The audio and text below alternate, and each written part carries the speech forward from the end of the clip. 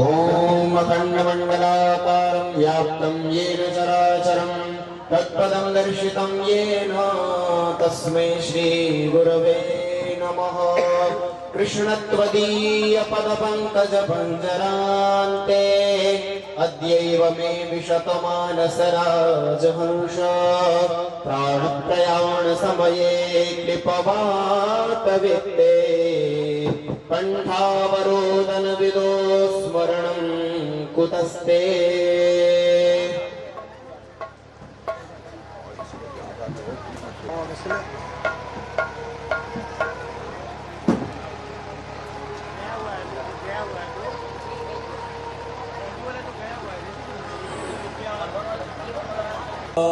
नमः। श्री सरस्वती नमः। श्री गुरुचरण कमलेभ्यो नमः। लोकाभिरामं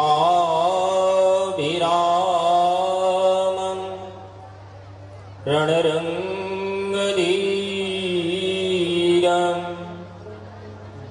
राजीवनेत्रं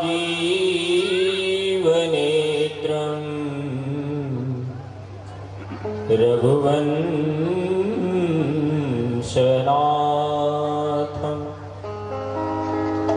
कारुण्यरूपं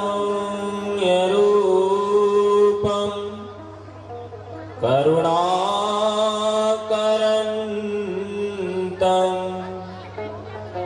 श्रीरामचन्द्रं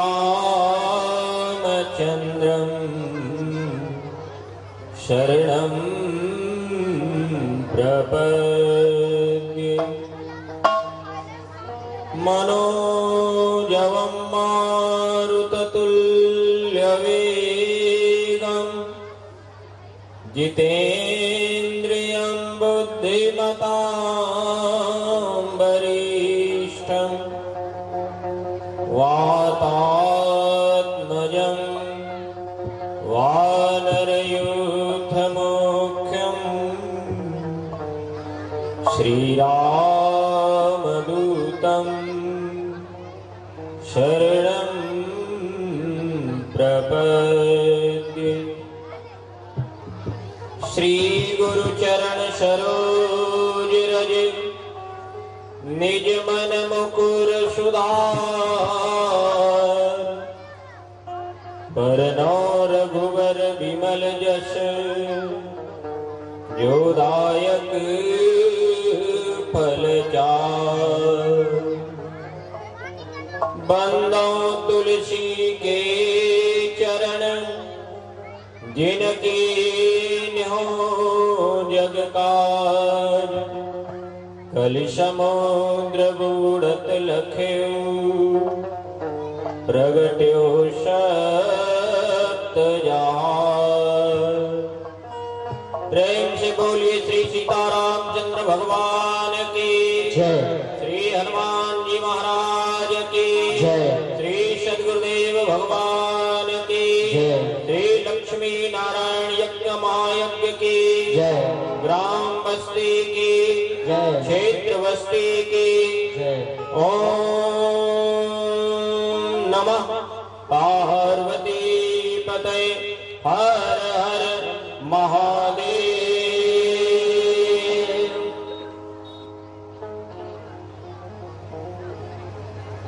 कथा के पूर्व आइए हम सभी लोग मस्ती के साथ कुछ समय के लिए भगवान के नाम का संकीर्तन करें और इसके पश्चात पुनः कथा की ओर अग्रसर होंगे। जय सिया राम जय जय सिया राम जय सिया राम जय जय सिया राम जय सिया राम जय जय सिया राम जय सिया राम जय जय सिया राम जय सिया राम जय जय सिया राम जय सिया राम जय जय सिया राम जय सिया राम जय जय सिया राम जय सिया राम जय जय सिया राम जय सिया राम जय जय सिया राम जय सिया राम जय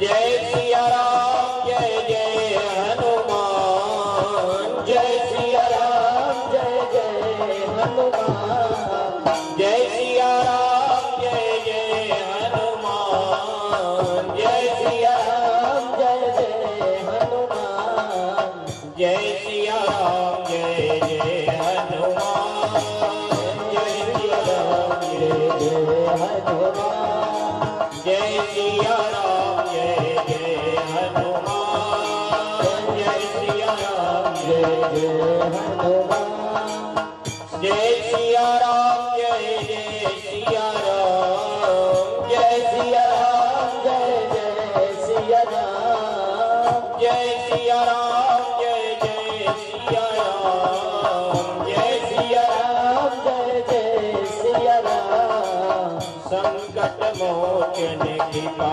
निधान संकट मोचन कृपा निधान संकट मोचन कृपा निधान संकट मोचन कृपा निधान जय सिया राम जय जय हनुमान जय सिया राम जय जय हनुमान जय जय हनुमान जय जय हनुमान जय जय हनुमान जय जय हनुमान प्रेम से बोलिए श्री सीतारामचंद्र भगवान की श्री हनुमान जी महाराज की श्री लक्ष्मी नारायण महायज्ञ की श्री स्वामी देवीजाचार्य जी महाराज की ग्राम बस्ती की क्षेत्र बस्ती की समस्त यज्ञ में श्रद्धालुओं की यज्ञ में आए हुए समस्त आचार्यों की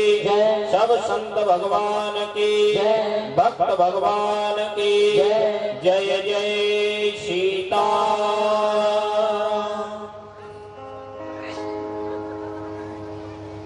अनंत ब्रह्मांड नायक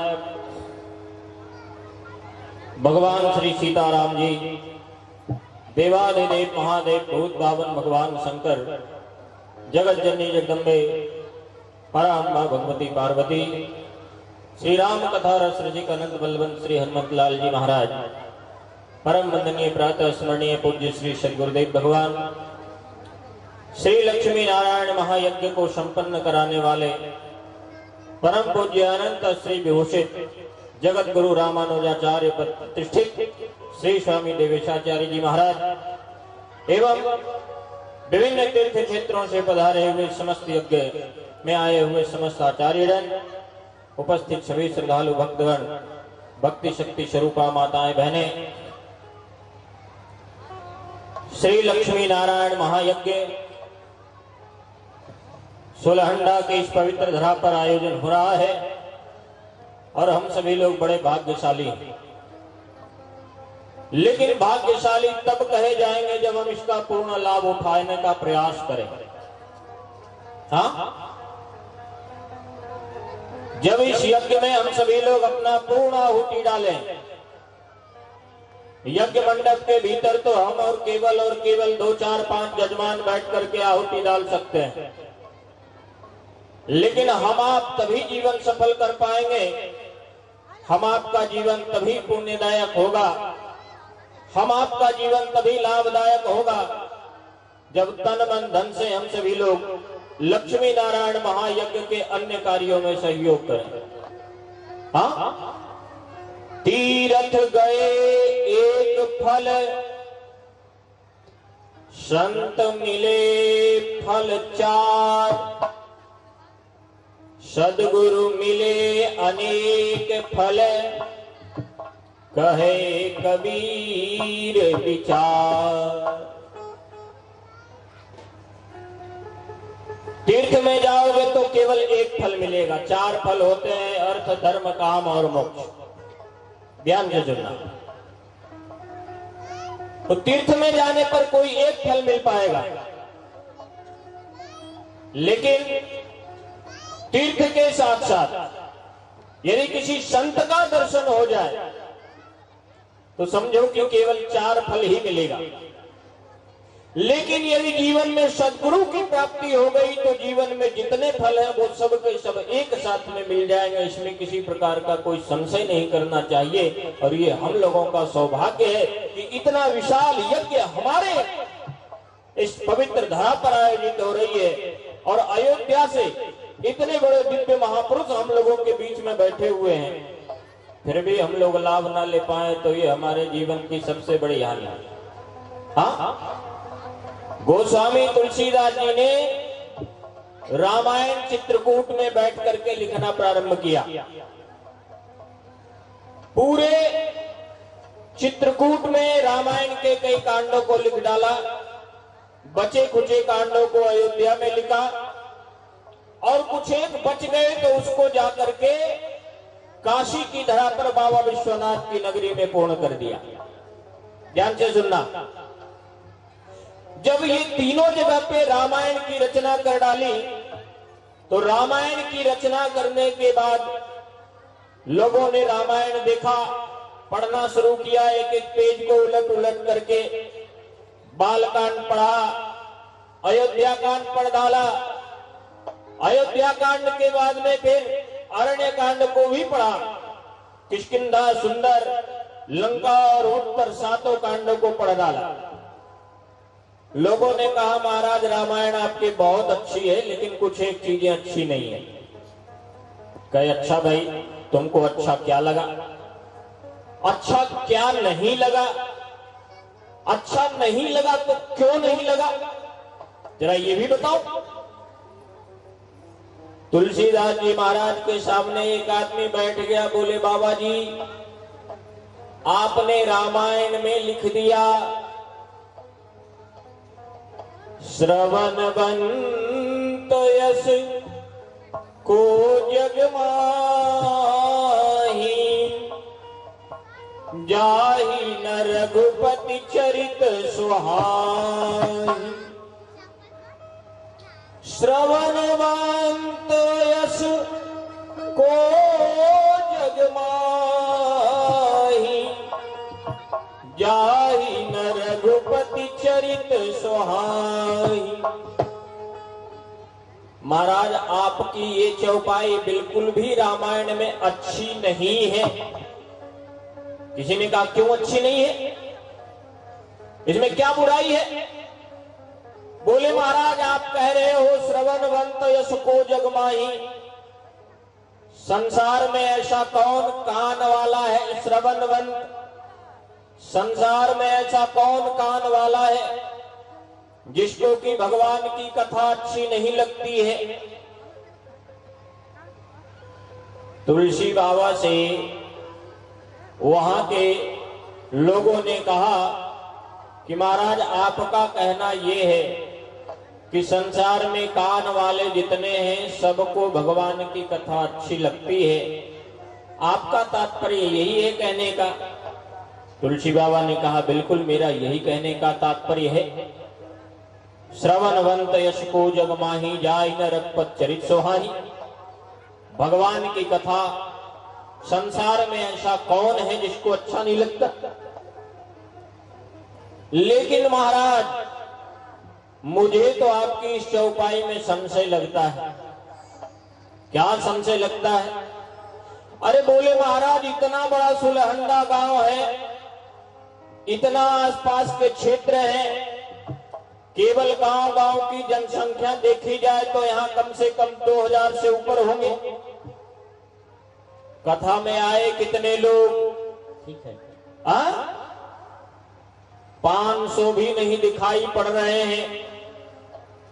तो हमारे कहने का मतलब ये है महाराज, आप कह रहे हैं कि दुनिया में जिसके पास भी कान है भगवान की कथा उसको अच्छी लगती है।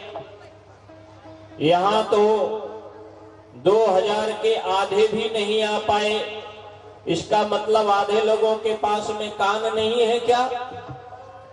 आपके कहने का मतलब तो यही है कि लोगों के पास कान नहीं है। और कान होता तो फिर सब कोई भगवान की कथा सुनने के लिए आता। सबके कान दिखाई पड़ रहे, कोई ऐसा है नहीं जिसके कान दिखाई ना पड़ रहे हो।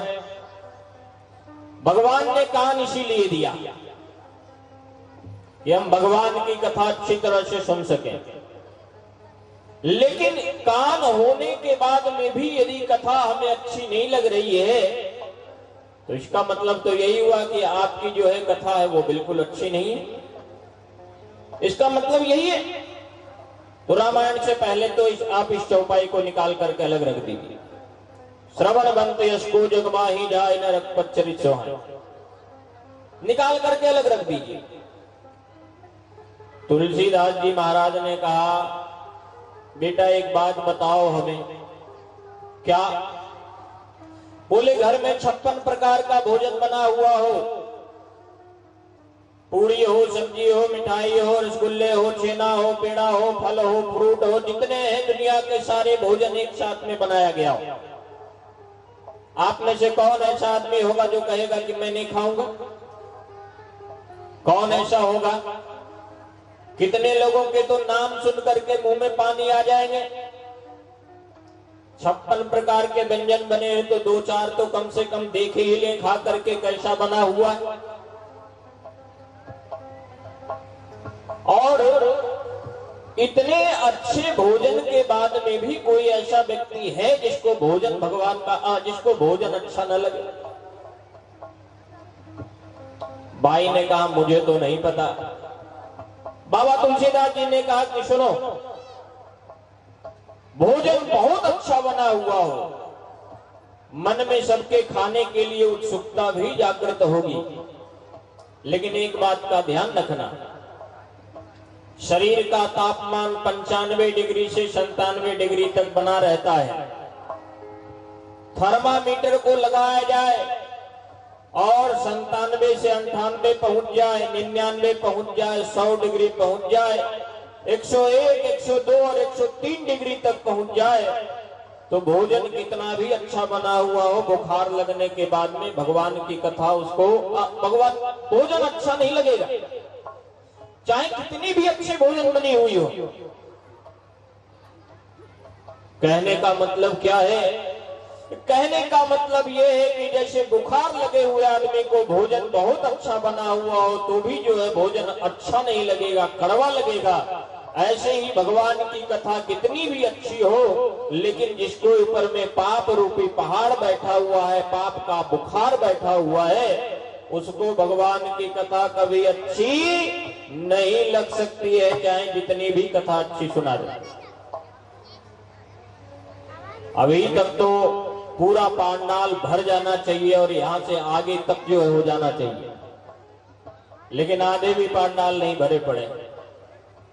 हम लोगों का सौभाग्य है, परम वंदनीय परम पूज्य त्रिदंडी स्वामी जी, जिनकी धर्म ध्वजा पूरे विश्व में फहराया करते थे, और उनकी परंपरा के बाद जगत गुरु रामानुजाचार्य पद प्रतिष्ठित श्री स्वामी देवेशाचार्य जी महाराज के माध्यम से हम लोगों के यहाँ यज्ञ हो रहा है, और फिर भी हम लोग इसका लाभ ना उठा पाए, हम लोग उस यज्ञ का लाभ ना ले पाए, तो हमारे जीवन के लिए इससे बेकार क्षण और कोई होने वाला नहीं है।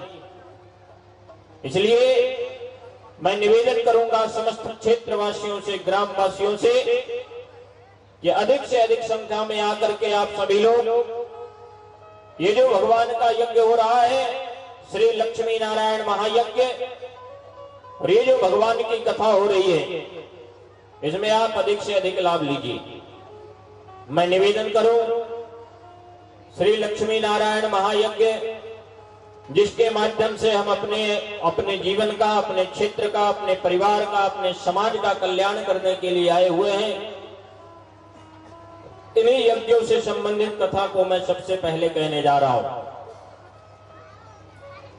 श्री राम जय राम जय जय राम, श्री राम जय राम जय जय राम, श्री राम जय राम जय जय राम, श्री राम जय राम जय जय राम, श्री राम जय राम जय जय राम, श्री राम जय राम जय जय राम। जय राम जय राम जय राम जय जय राम श्री राम जय राम जय जय राम श्री राम जय राम जय जय राम श्री राम जय राम जय जय राम श्री राम जय राम जय जय राम जय जय श्री राम जय राम जय जय राम श्री राम जय राम जय जय राम श्री राम जय राम जय जय राम श्री राम जय राम जय जय राम श्री राम जय राम जय जय राम श्री राम जय राम जय जय राम श्री राम श्री राम जय राम जय जय राम प्रेम से बोलिए श्री सीताराम चंद्र भगवान की। कितने दिन हो गए यज्ञ को यहाँ पे? हाँ, कितने दिन हुए? आज तीसरा दिन है। मैंने सुना है यज्ञ में डेली भंडारा चलता है। भूख लग आई हो तो जा करके खा लीजिए और बैठ जाइए, फिर से इसके बाद कथा में आइए और जयकारा बोलिए। कम से कम अपने गांव में तो आवाज पहुंच जाए, आपके पास ही तक आवाज नहीं पहुंच पा रही है।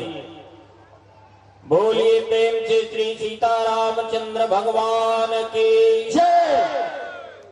ये तो हमारे भैया बोले, हाँ, इनकी आवाज आ रही है। इतने सारे जो बैठे हुए हैं, मिट्टी मूर्त है कि हॉस्पिटल में बैठे हो? हाँ, अरे हॉस्पिटल में बैठने वाले देखे हो? हाँ, कैसे बैठता है? जैसे अब ऊपर जाने वाला है, यमराज के घर से बुलावा आ गया, कथा में बैठे हुए हो, लगे कि हाँ कथा में बैठे हुए हो कथा सुनने के लिए। श्री सीतारामचंद्र भगवान की जय। बंदूक किसने किसने देखा, जरा हाथ उठा के बताना। तो बंदूक किसने किसने देखा, जरा हाथ उठा करके बताना। बंदूक देखे हो? हाँ, देखे हो बंदूक? किसने किसने देखा? हाँ, 3.5 हाथ का होता है। कितने? और एक यदि यहां चल जाए तो क्या होगा? अरे मखदूमपुर की बात छोड़ो, जहानाबाद और गया तक जो है आवाज पहुंच जाएगी। ये 6-6 फुट का बंदूक रखे हुए हो, सवेरे से शाम तक कितना बारूद भरते रहते हो पता नहीं। हाँ, यही बारूद की आवाज नहीं निकल पा रही है। प्रेम से बोलो श्री सीतारामचंद्र भगवान की। इधर वाले तो कुछ कुछ बोल भी रहे हैं। सब एकादशी की हो क्या? हाँ, सब एकादशी की हो? यहां से वहां तक जितना है। हाँ, प्रेम से बोलिए श्री सीतारामचंद्र भगवान की। हाँ, अरे हम है बोलने के लिए नहीं कह रहे हैं, जय बोलने के लिए कह रहे हैं। प्रेम से बोलिए श्री सीतारामचंद्र भगवान की। चैतन्य रहिए, सावधान रहिए और कथा का आनंद उठाइए। मैं निवेदन कर रहा था प्यारे बंधुओं, हम आपके क्षेत्र में श्री लक्ष्मी नारायण महायज्ञ का जो आयोजन हो रहा है, ये यज्ञ बहुत महत्वपूर्ण यज्ञ है। ध्यान देना, हम सभी भारत के लोग, भारत ही नहीं अपितु विश्व में जहां भी है, जो भी है, दिन भर चाहे जितना भी कंप्यूटर चला ले, चाहे जितना भी हवाई जहाज उड़ा ले, चाहे जितना अन्य कोई कार्यों को कर ले, लेकिन सुबह और शाम सबको भोजन करना ही पड़ेगा, खाना पड़ेगा कुछ ना कुछ। और नहीं खाओगे तो ये जो 6 फुट वाला है ना बंदूक, ये अपने आप मुरझा जाएगा। एक दिन तक तो ठीक है, दूसरे दिन थोड़ा थोड़ा, तीसरे चौथे और 5वें दिन तो फिर सीधे ऊपर चले जाओ, चाहे जो भी हो। अन्न के बिना इस शरीर की वृद्धि नहीं हो सकती है, अन्न के बिना इस शरीर का पोषण नहीं हो सकता है। इसलिए हम लोगों को सुबह शाम भोजन करना होता है। अन्न की उपयोगिता इतनी अधिक है, लेकिन ये अन्न का उत्पादन होता कहां है? बोले पृथ्वी के भीतर, जमीन में, धरती में। लेकिन धरती में अन्न उत्पादन तभी हो पाएगा जब ऊपर से जल वृष्टि होगी। और जल वृष्टि होगी कैसे? जल वृष्टि तभी संभव है जब हमारे यहाँ, आपके यहाँ, हमारे पूरे भारत में, पूरे विश्व में यज्ञ की संस्कृति हमेशा हमेशा के लिए कायम रहेगी। रावण का पार्लियामेंट बैठा हुआ था और रावण के पार्लियामेंट में बड़े बड़े एमपी बैठे हुए थे। रावण ने सारे लोगों को विचार करने के लिए बुलाया। बोले एक इमरजेंसी मीटिंग करनी है, जरा आप सभी एमपी लोग आ जाइए, जितने मेंबर हैं, जितने एमपी हैं, सबके सब आ जाइए। ए माताओं, शांति से बैठ जाओ, नहीं आज कथा में से चली गई तो भगवान तुमको सीधे अपने यहाँ बुला लेंगे। बैठ जाओ शांति से। जाने लग गई अभी से, आज गई से फिर सीधे ऊपर गई। हाँ, इसलिए शांति से बैठे रहो। कथा में से जो उठ करके गया तो फिर वापस नहीं आने वाला, बता देता हूं। इसलिए शांति बैठो। कथा में भी शांति बैठने का मन नहीं करता। माताओं का तो कहीं नहीं, क्या है बताओ नहीं, जहां बैठते हो वहीं शोरगुल होते रहते। भक्ति माता है, शोरगुल तो होगा ही भाई। चलो कोई बात नहीं, शांति से बैठे रहो। हाँ, तो मैं निवेदन कर रहा था, रावण ने अपने जितने मेंबर थे पार्लियामेंट के सबको बुला लिया। बोले एक इमरजेंसी मीटिंग करनी। क्या इमरजेंसी मीटिंग करनी है? बोले पूरे विश्व में हमें अपने धर्म की ध्वजा लहरानी है, श्रीलंका वाले की जय हो जाए ऐसा कोई काम करो।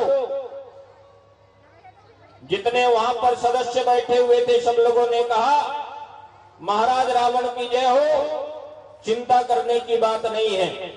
हमने पूरे विश्व में बम गिरा दिया, पूरे विश्व में हमने मिसाइल गिरा दिया, पूरे विश्व में हमने प्रक्षेपास्त्र चला दिया, पूरे विश्व में हम अब विजयी हो गए हैं। अब पूरे विश्व में केवल और केवल रावण की ही जय जयकार हो रही है। लेकिन इतने में एक सांसद ने कहा कि क्यों झूठ बोलते हो? अरे पूरे विश्व में माना कि जो है रावण की जय जयकार हो रही है, लेकिन अपने बगल में भारत में कहां रावण की जय जयकार हो रही है? वहां तो लोग रामचंद्र भगवान की जय कर रहे हैं, वहां तो लोग लक्ष्मी नारायण भगवान की जय कर रहे हैं, वहां तो लोग राधा कृष्ण भगवान की जय जयकार कर रहे हैं। झूठ क्यों बोलते हो? तुम बिल्कुल गलत बात मत बोलो। भारत में कहीं रावण की जय जयकार नहीं हो रही है। भारत में जय जयकार नहीं हो रही है। रावण ने कहा भारत में जय जयकार रावण की क्यों नहीं हो रही है? भारत में भी रावण की जय बोलने वाले को आगे बढ़ाओ। क्यों नहीं भारत के लोग जय जयकार कर रहे हैं रावण की? बोले महाराज वहां पर लोग यज्ञ करते हैं, यज्ञ, और यज्ञ करने के कारण वहां पर आपकी ध्वजा कभी नहीं लहराने वाली है।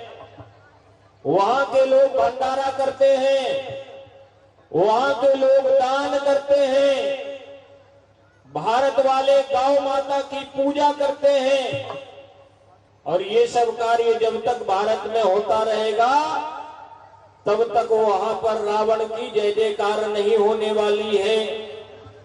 रावण ने कहा अच्छी बात है, जब ऐसी बात है तो फिर एक काम करो।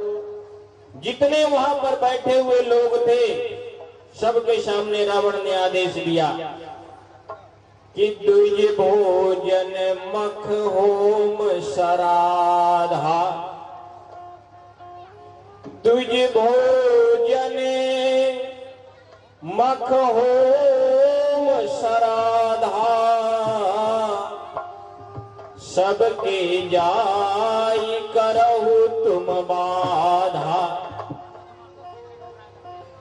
जहां कहीं भी लक्ष्मी नारायण यज्ञ दिख जाए, जहां कहीं भी भक्त लोग स्वाहा स्वाहा करते मिल जाए, जहां कहीं भी पंडित जी वेद मंत्र पढ़ते हुए मिल जाए,